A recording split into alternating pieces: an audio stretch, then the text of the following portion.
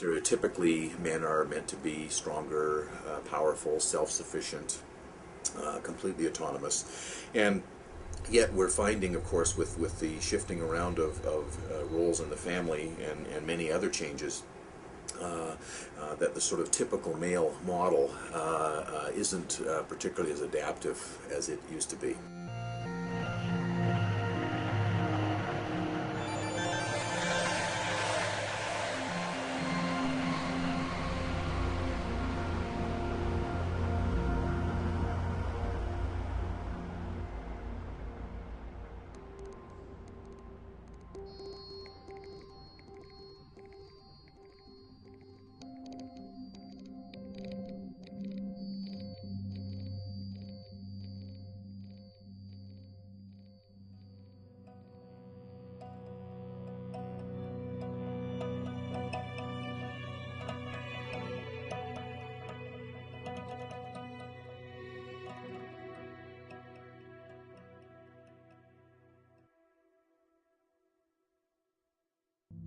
I think the qualities of good man today are different than what I would have experienced even 20 years ago, or I would have seen in my own father. In the what?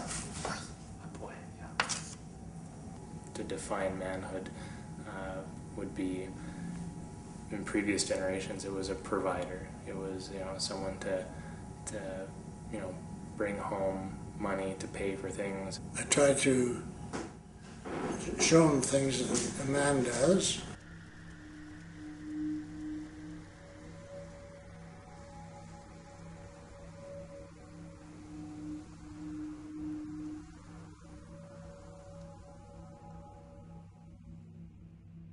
Maybe simpler things like just being a hard worker, and that goes back through every generation. I had a name every January the 1st, what I was going to do that year. So I'd hope that Colin would have a name. Well, it's a couple of similarities. That I delivered papers when I was a kid. He delivered papers, he was the same age. And his meaning of money and saving were good. I've tried to instill in them the importance of investments. My own father was inspired by hard work and dedication to a career, dedication to a trade, and my father followed in that line of things. I can see that my grandfather and my father wanted a better life for the next generation, worked exceptionally hard for the next generation to be provided for, to have more, to want more.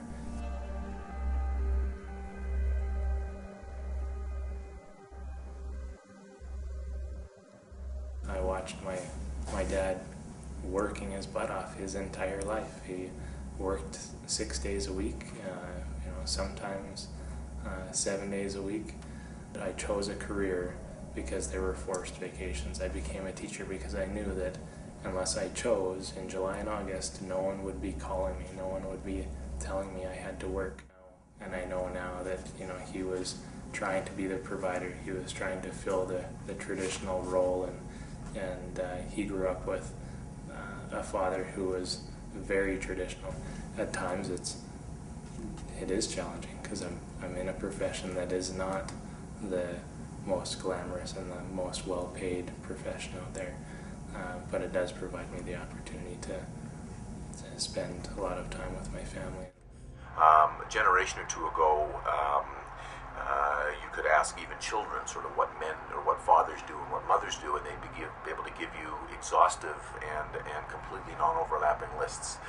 It was just generally understood that these tasks were divided out along gender lines. While those tasks, of course, are all still there, they're divided up in ways that are much more flexible around gender lines. I think men should have men's jobs and women should have women's jobs, and that there's a field in between where some men or women can do the job. The blending of roles, I think, is what I'm trying to show that, you know, it's not gender specific. It's not, you know, cooking is not a mom thing to do. It's not just for women, but it's something that everyone can do, everyone can enjoy.